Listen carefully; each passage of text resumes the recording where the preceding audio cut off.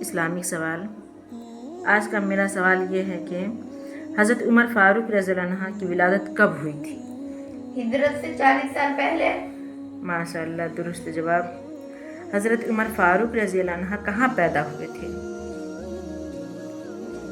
مکہ مکرمہ میں۔ درست جواب۔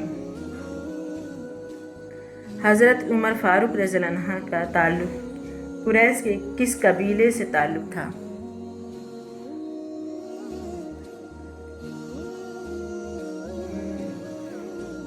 اس کا اب بتا دیں۔ بنو عادی قبیلے سے تھا۔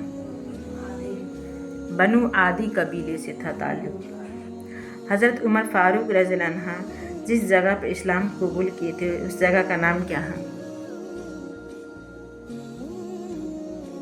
غار ہرقم۔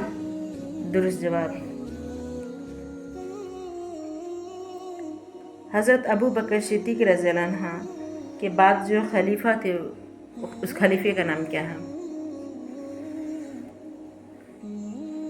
حضرت مکہ۔ غلط جواب۔